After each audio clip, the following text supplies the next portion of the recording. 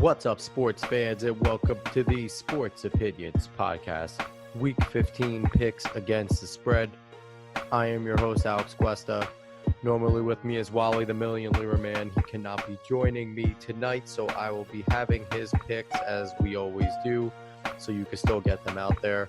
I want to apologize. I know we've been doing these later than normal, and this week is even more egregious because we missed the Thursday night game and we're missing both Saturday games. And for those of you that wanted to gamble on these three games, we apologize for not giving you that ability. So we're going to be better.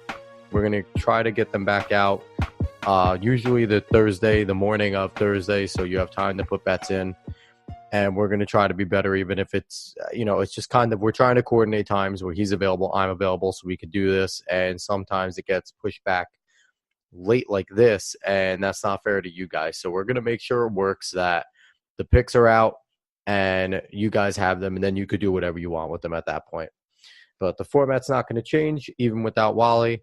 I'm going to be here and I will go over our picks from last week, how well we did, how bad we did, what our overall records are, and then give you the big games from this week and our locks. So we're going to start off with Wally from last week. He, in week 14, he had the Pats at Finns. He had the Finns plus 7.5. He won there because the Finns beat the Pats, which, if you remember, he said that was going to happen. He had Giants at Skins plus 3. He did not get that one. Mark Sanchez was abysmal, and the Giants dominated 40-16. Then he had Colts plus 4.5 against the Texans, and the Colts ended up shocking the Texans right there, so he got that. It was 27-23 Colts. He's 2-1 overall on the week. He had a good week. He's 21-21-2, and this is very mirror image of what he's been doing in his picks. I'll let you know at the end of the podcast more about the Million Lira Man and how well he's been doing overall, just giving out his picks, and something, if you're a true gambler, you want to be interested in buying his picks. As for me, week 14, I didn't have as good of a week. I was basically flip-flopped of everything he did. We bet against each other completely. I had New England minus 7.5 against Miami. Obviously, they lost. I had the Giants minus 3 against Washington. I won that one. I had Houston minus 4.5 at home against Indy. Obviously lost because the Colts won. And then I had Buffalo minus 3.5 against the Jets, where the Jets surprised me and Sam Darnold led a game-winning drive. Jets won 27-23, so that's a loss in the spread that I'll be okay with. My record was 1-3 last week. I am 25-30-1 on my quest to get back to 500 or get to 500. I have 3 more weeks to do that. I'm confident that I'm going to be able to. So that was the picks from last week. We are going to now get to the picks from this week.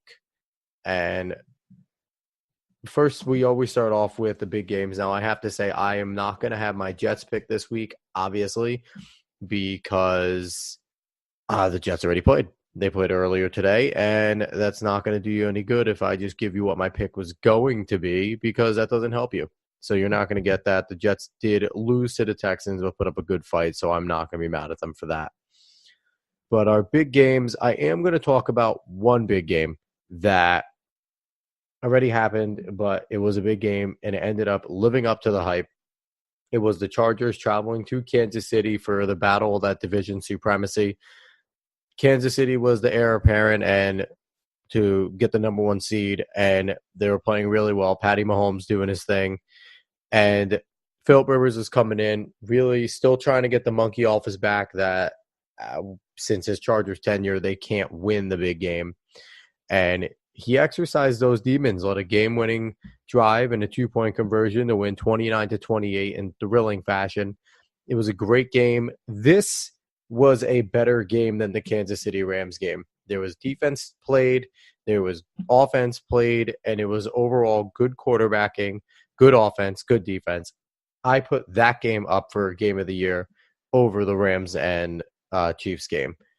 But one thing that I have to mention about that, Colin Cowherd pointed out on Twitter that Patrick Mahomes, as great as he's been this year, is 0-3 in big games in prime time when it matters. He lost just this past week to the Chargers, he lost to Goff and the Rams, and he lost to Brady and the Patriots. So take that as you will. In terms of covering the spreads, it really doesn't mean that much because they're a good team and they always kind of cover. But take that as you will when it comes to maybe possibly picking them money line come playoff time. So just be wary of that record. I don't know if it's that good teams are more apt to figure him out or keep him bottled up, but take that as you will. But that game was amazing. Lived up to the big games. Now, the last two big games, me and Wally both have picks on. So first one is Dallas coming in at 8-5, going to Indiana, who's 7-6. And there is a line where Indianapolis is favorited -3, and that's basically the home field line. This is a huge game for both teams. Dallas is trying to put a stranglehold on that division, and the Colts are trying to fight for a wild card. Both teams need this. Dallas needs this, so I think to cement their identity. They're already a lot of people's sleeper for making a run in the playoffs or at least upsetting a big team. They get a win here and they get to 9-5, and that's very legitimate. And it will definitely cement them as a team we reckon with that 9-5, and they can more than likely get to 10 wins that way. If they lose this game, they'd have to win 2 straight. Not as easy. And both teams need this game. So it's an important game. And like I said, Wally and I both bet on this game. And I'll tell you about our locks next segment, obviously. Next game, again, we both bet on the 2 big games left. New England, the Patriots, coming in at 9-4, favorited -2.5 against Pittsburgh, who's 7-5-1. New England's just trying to keep pace, trying to get home field, not throughout, but at least grab that second seed, which they have the possibility of doing still at 9-4. And Pittsburgh needs to win. They're sitting at the top of their division, but a loss here, I believe, would allow the Ravens at 7-6 to jump them. So this is a huge game for them. And if the Ravens end up winning and Pittsburgh loses, Ravens officially jump them. So it really wouldn't matter.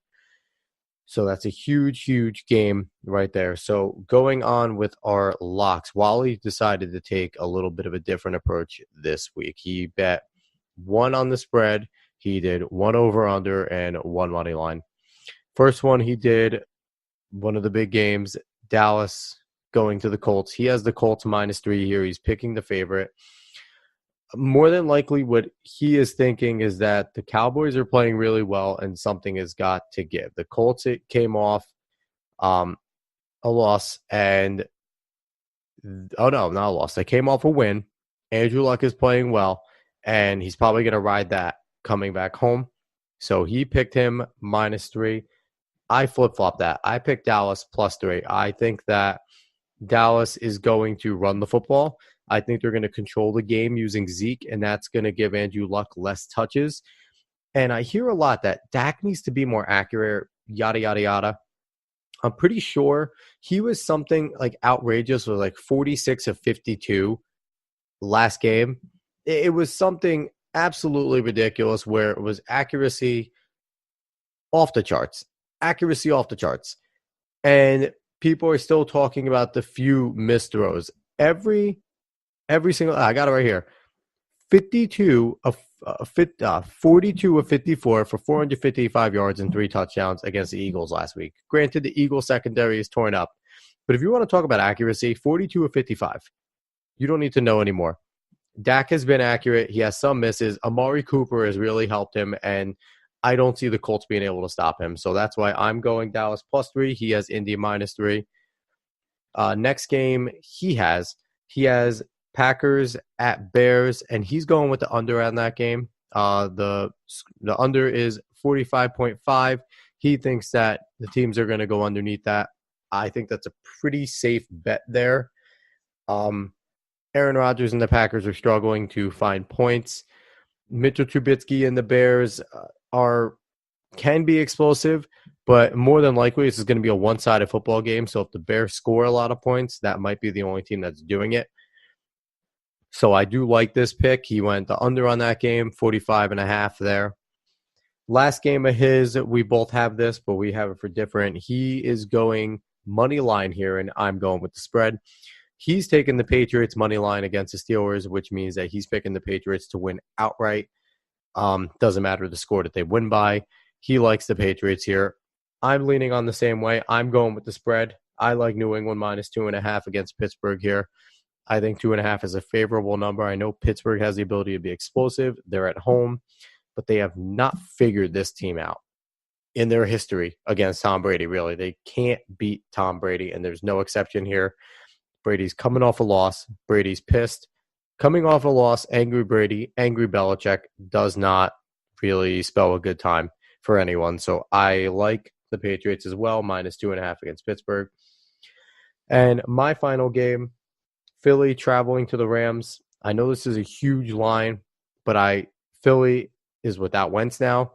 Nick Foles is coming in. If we remember Nick Foles, the beginning of the year, he was absolutely abysmal.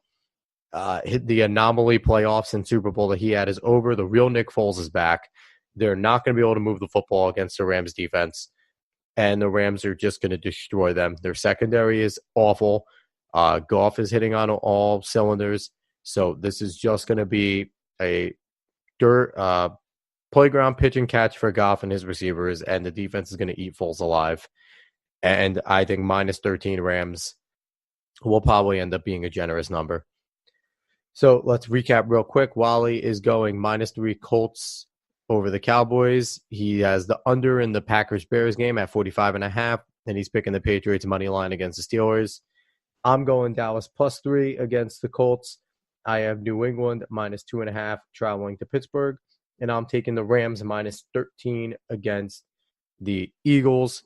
So quickly, I just want to tell you a little bit here about Wally, the million lira man. He has just been on fire.